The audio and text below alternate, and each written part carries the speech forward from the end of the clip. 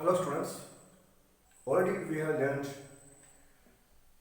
principal quantum number represents shell and azimuthal quantum number represents subshell and magnetic quantum number indicates the number of orbitals in a subshell, that means the orientation of electrons in an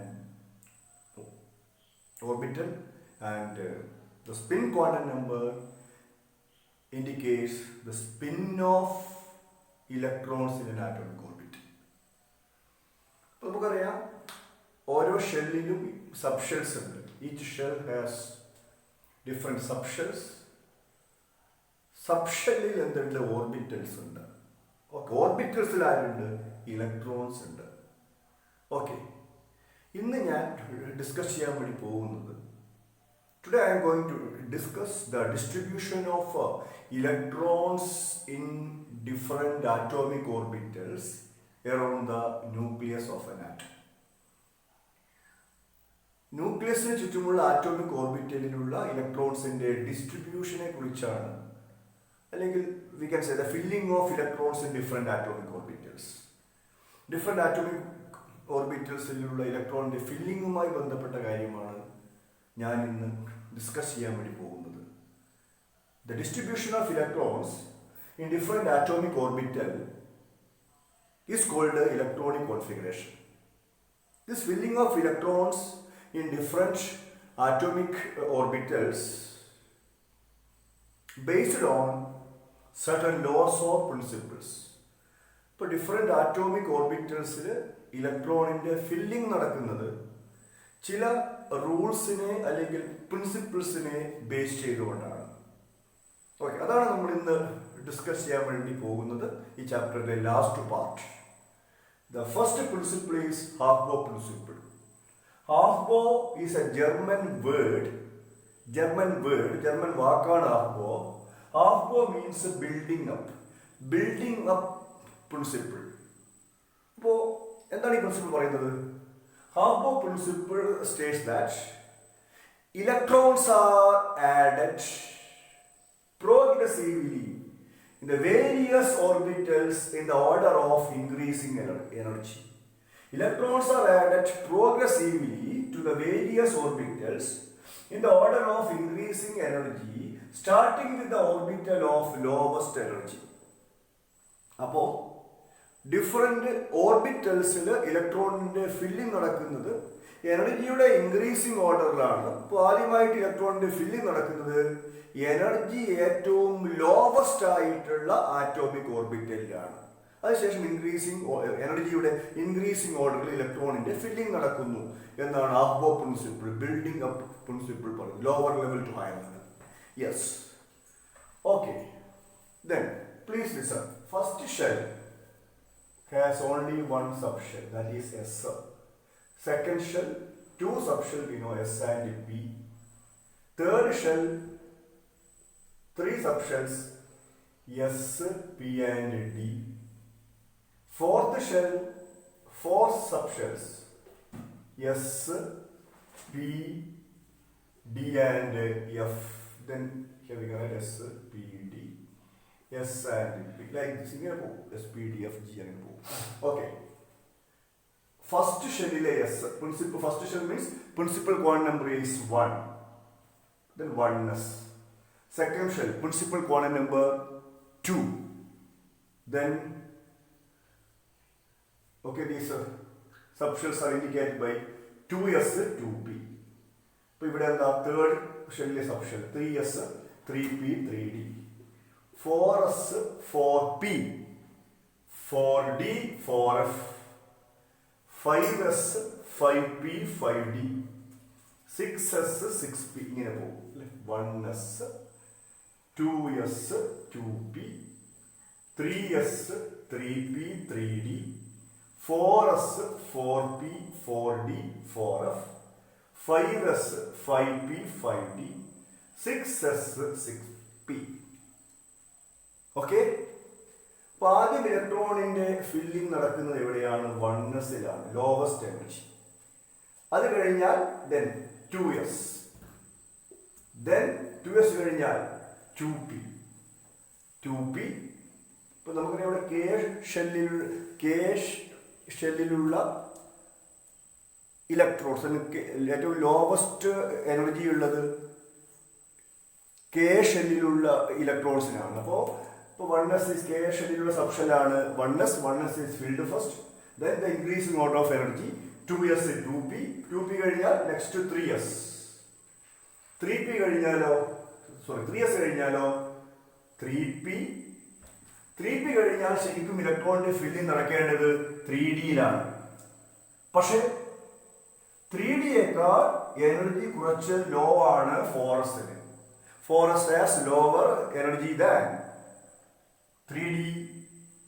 Then the 4s is filled first, then 3d, then 4p, 5s, like that. 4d, 5p, 6s. 4f, 5d, 6p. Okay? ഇതാണ് Aufbau principle പറയുന്നത്. Okay? The electrons are added progressively to the various orbitals in the order of increasing energy, starting with the orbital with the lowest energy. Okay, already we know S subshell has only one orbital. An orbital can accommodate maximum of 2 electrons. That means what? S subshell can accommodate maximum of 2 electrons. P subshell has 3 orbitals. Okay, Px, Py and Pz. Okay, then 2 electrons each. 3 into 2, 6 electrons. D subshell has 5 orbitals. So 5 into 2, 10 electrons. F subshell has 7 orbitals. 7 into 2, 14 electrons. Okay, അപ്പോൾ ഇവിടെ നിങ്ങൾ yes 1s 2 electron fill ചെയ്ത ശേഷം next 2s 2s2, then 2p 6, then 3s2, yes, then 3p 6, 4s2, yes, that's the order. Okay, ഇതാണ് Aufbau principle പറയുന്നത്. Different atomic ഓർബിറ്റൽസിൽ ഇലക്ട്രോണിന്റെ filling നടക്കുന്നത് എനർജിയുടെ ഇൻക്രീസിംഗ് ഓർഡറിലാണ്. Okay, starting with the orbital of lowest energy. Energy ഏറ്റവും കുറഞ്ഞ ഓർബിറ്റലിലാണ് ആദ്യം ഇലക്ട്രോണിന്റെ ഫില്ലിംഗ് നടക്കുന്നത്. That means here the 1s is filled first. Okay, next Aufbau പ്രിൻസിപ്പിളുമായിട്ട് റിലേറ്റഡ് ആയിട്ടുള്ള n+l റൂൾ ആണ് ഡിസ്കസ് ചെയ്യാൻ പോകുന്നത്. Okay, please listen. 3d and 4s. The n+l value of 3d. N represents principal quantum number, we know. L represents azimuthal quantum number. For 3d, yes, the principal quantum number n is 3. Third shell 3. For d subshell, we know the value of n is 2. Here 3 plus 2 equal to 5. But in the case of 4s, n+l value is what? The value of n is 4. 4s, the value of n is 0. Yes. So here 4s has lower n+l value. 4s has, since 4s has lower n+l value, 4s is filled before 3d. 4s is filled before 3d. അപ്പോൾ 4sന്റെ n+l value 3dനേക്കാൾ കുറവായതുകൊണ്ട് ഇലക്ട്രോണിന്റെ ഫില്ലിംഗ് ആദ്യം നടക്കുന്നത് എവിടെയാണ്? 4sലാണ്. അതാണ് first rule പറയുന്നത്.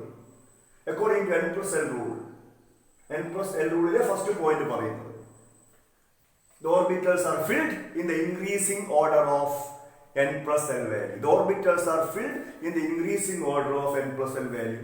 Simple example, another example, 1s and 2s. 1s, principal quantum number 1. Okay, azimuthal quantum number L is 0. 1 plus 0, 1. 2s, 2 plus 0, 2. Yes, here 1s has lower n+l value, then 1s is filled first. Okay, yes. Then the second point ഈ second point പറയുന്നതിന് മുമ്പ് നമുക്ക് example നോക്കാം. 2p and 3s. 2p n plus l value is 2 plus for p subshell l value is 1. 2 plus 1 equal to 3. 3s n plus l value is 3 plus 4s l value is 0. Here 2p and 3s, these two orbitals have the same n plus l value. If two orbitals have same n plus l value, then the atomic orbital with lower n plus l value is filled first. രണ്ട് ആറ്റോമിക് ഓർബിറ്റൽസിന്റെ n plus l value same ആണെങ്കിൽ ഇലക്ട്രോണിന്റെ ഫില്ലിംഗ് ആദ്യം നടക്കുന്നത് എവിടെയാണ്? n value, principal quantum number value low ആയ ആറ്റോമിക് ഓർബിറ്റലിലാണ്. ഇപ്പൊ 2p and 3s, since 2p has lower n value, 2p is filled before 3s. Okay. Next principle, Pauli's exclusion principle. Okay. Pauli's principle states that an atomic orbital can accommodate maximum of 2 electrons with opposite spin. ഇത് already ഞാൻ കഴിഞ്ഞ ക്ലാസ്സുകളിൽ പറഞ്ഞതാണ്. ഒരു atomic ഓർബിറ്റലിൽ maximum accommodate ചെയ്യാൻ പറ്റുന്ന, ഉൾക്കൊള്ളാൻ പറ്റുന്ന ഇലക്ട്രോൺസിന്റെ എണ്ണം 2 ആണ്. പിന്നെ ആ 2 ഇലക്ട്രോണിന്റെയും സ്പിൻ ഓപ്പോസിറ്റ് ആയിരിക്കണം. If the spin of first electron is along clockwise direction, the spin of second electron must be along anti-clockwise direction. Okay? Pauli's exclusion principle. It states that an atomic orbital can accommodate maximum of 2 electrons with the opposite spin. Okay? Now we will next rule നോക്കാം. Hund's rule states that the pairing of electrons in a particular subshell takes place. The pairing of electrons in a particular subshell takes place only after each available orbitals in that subshell is singly filled or half filled. Hund's rule states that the pairing of electrons in a particular subshell takes place only after each available orbitals in that subshell is singly filled or half filled. Hund's rule എന്താ പറയുന്നത്? ഒരു particular സബ്ഷെല്ലിൽ ഇലക്ട്രോൺസിന്റെ pairing up നടക്കുന്നത്, electrons നമ്മുടെ ഭാഷ പറയുക electron ജോഡികളായി മാറ്റപ്പെടുന്നത് നടക്കുന്നത് ആ സബ്ഷെല്ലിൽ available ആയ എല്ലാ ഓർബിറ്റലും സിംഗിളി ഫിൽഡ് അല്ലെങ്കിൽ ഹാഫ് ഫിൽഡ് ആയതിന് ശേഷം മാത്രമാണ്. ഞാൻ ഒരു എക്സാമ്പിൾ പറയാം. Please listen. Example, nitrogen atomic number 7. Then we can write its electronic configuration. Okay, according to our Bohr principle. ആദ്യം ഇലക്ട്രോണിന്റെ ഫില്ലിംഗ് നടക്കുന്നത് എവിടെയാ? 1s-ലല്ലേ? Okay, 1s2. അത് കഴിഞ്ഞാൽ 2s2. നമുക്കറിയാം എസ് സബ്ഷെൽ പറഞ്ഞിരുന്നു. S subshell maximum accommodate 2 electrons. Okay, P subshell has 3 orbitals. 3 into 2, 6 electrons. D subshell has 5 orbitals. 5 into 2, 10 electrons. F subshell has 7 orbitals. 7 into 12, 14 electrons. So S subshell maximum 2 electrons in accommodate. P subshell can accommodate maximum of 6 electrons. D subshell 10 electron. F 40 electrons. അല്ലെങ്കിൽ ഞാൻ പറഞ്ഞത് പിന്നെ quantum നമ്പേഴ്സിൽ പറഞ്ഞ കാര്യമാണ്. ഓരോ സബ്ഷെല്ലിലുമുള്ള number of orbitals എന്താണ്? Odd number ആണ് അല്ലെ? എസ് 1, 3, 5, 7. അപ്പോൾ 1 orbital. Okay, 1 orbital can accommodate maximum of 2 electron. ഒരു ഓർബിറ്റലിൽ പരമാവധി 2 ഇലക്ട്രോൺസിനെ ഉൾക്കൊള്ളാം. അപ്പോൾ orbital, 1 into 2, 2 electron. P subshell, 3 orbitals, 3 into 2, 6. D subshell, 5 orbital, 5 into 2, 10 electron. F subshell, 7 orbitals, 7 into 2, 40 electrons. So, nitrogen atomic number 7 means nitrogen atom has 7 electrons. 1s2, 2s2. Then the remaining number of electrons, 3, but 2p3. 2p3. ഇത് നമുക്ക് നോക്കാം. നമുക്ക് ഇവിടെ Hund's rule apply ചെയ്യാം. S subshell has only one orbital. ഇപ്പോൾ 1 orbital, 2 electron, 2s, 2 electron. But P subshell has 3 orbitals, px, py, pz. 2px, 2py, and 2pz. Here, the P subshell has 3 electrons. 3 electrons. These 3 electrons നമുക്ക് Hund's റൂളിനെ base ചെയ്തുകൊണ്ട് എങ്ങനെ fill ചെയ്യാം? P subshell 3 electrons ഉണ്ട് അല്ലേ? ഇവിടെ P subshell 3 electrons ഉണ്ട്. നമുക്കറിയാം P subshell has 3 orbitals, px, py, pz. അപ്പോൾ ഈ ഇലക്ട്രോൺ നമുക്ക് എങ്ങനെ ഫില്ല് ചെയ്യാം? യെസ്, ഈ P subshellൽ അവൈലബിൾ ആയിട്ടുള്ള 3 ഓർബിറ്റൽസിനെ നമ്മൾ ആദ്യം എന്ത് ചെയ്യണം? സിംഗ്ലി ഫിൽഡ് ആക്കണം. 1, 2, 3. ഓക്കെ, ഇനി ഇലക്ട്രോൺ ബാക്കി ഉണ്ടെങ്കിൽ മാത്രമാണ് യെസ് ഇവിടെ പെയറിംഗ് അപ്പ് നടക്കുന്നത്. അപ്പോൾ 2p x1, 2p y1, 2p z1. Okay, then ഞാൻ ഇവിടെ തന്നെ ഞാൻ ഒരു എക്സാമ്പിൾ കൂടെ പറയാം.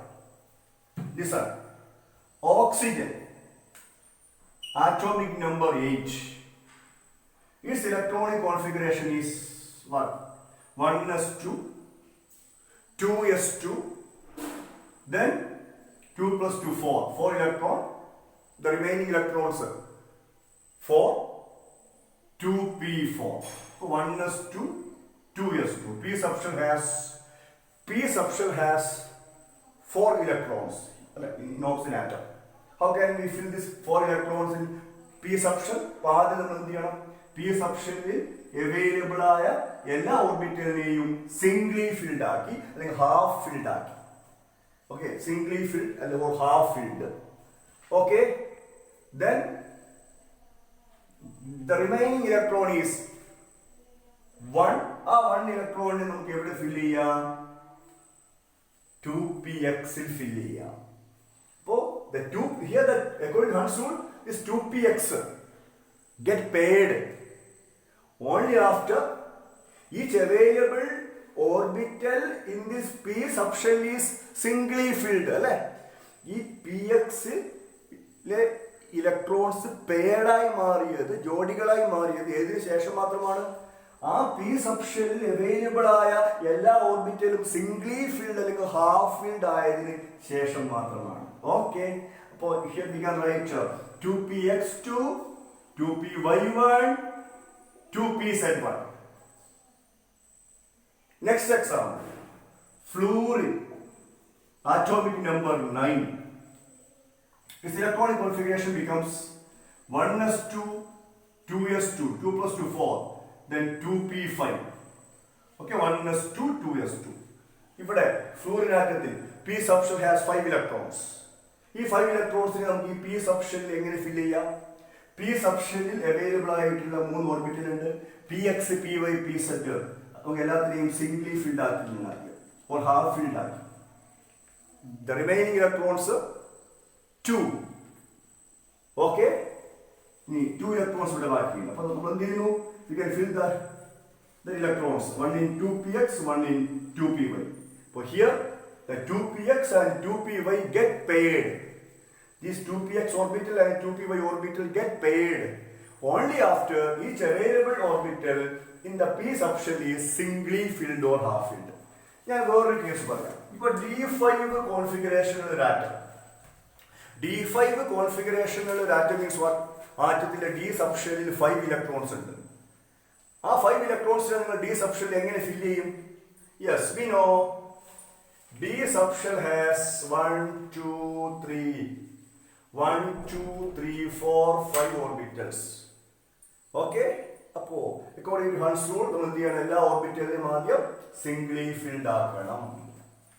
Yes. In D6 configuration, singly filled. 5. Then the remaining electrons, 1. We can fill that electron in the first d orbital. Okay? ഇങ്ങനെയാണ് ഇലക്ട്രോണിന്റെ filling നടക്കേണ്ടത്. അതാണ് Hund's rule പറയുന്നത്. The pairing of electrons in a particular subshell takes place only after each available orbital in that subshell is singly filled or half filled. ഒരു particular subshellil electrons ജോഡികളായി മാറ്റപ്പെടുന്ന ആ process നടക്കുന്നത് ആ സബ്ഷെല്ലിൽ available ആയ ലഭ്യമായ എല്ലാ ഓർബിറ്റലും സിംഗിളി filled അല്ലെങ്കിൽ half filled ആയതിനു ശേഷം മാത്രമാണ്. മീൻസ് അവിടെ അവൈലബിൾ ആയ എല്ലാ ഓർബിറ്റലിലും ഓരോ ഇലക്ട്രോണിന് വീതം ഫിൽ ചെയ്ത ശേഷം മാത്രമേ ഇലക്ട്രോണിന്റെ പെയറിംഗ് അപ്പ് നടക്കൂ. ഓക്കെ, അപ്പൊ ഞാൻ ഇവിടെ യൂസ് ചെയ്ത ടേമാണ് ഹാഫ് ഫിൽഡ് അല്ലെങ്കിൽ സിംഗിളി ഫിൽഡ് അല്ലേ. ഓക്കെ, ഇതൊരു എന്താണ് ഈ സ്ക്വയർ ബോക്സ് സൂചിപ്പിക്കുന്നത്? ഇതൊരു എം ടി ഓർബിറ്റിലാണ്. എം ടി, ഇപ്പോൾ നോ ഇലക്ട്രോൺസ്. ഒന്നുകിൽ ഇലക്ട്രോൺ ഇങ്ങനെയുണ്ടെങ്കിൽ അല്ലേ, അല്ലെങ്കിൽ like this. Okay, clock vice spin or anti clock vice spin. We can say the orbital is half filled or singly filled, പകുതി ഫില്ലായി. നേരെ മറിച്ചിട്ട് electron ഇങ്ങനെയാണെങ്കിലോ, 2 electrons and the spin of electrons in opposite direction. Then we can say that orbital is fully filled or completely filled എന്ന് പറയും. ആ term കൂടി just നിങ്ങൾ ഓർക്കുക. Okay, write the electronic configuration of the following elements.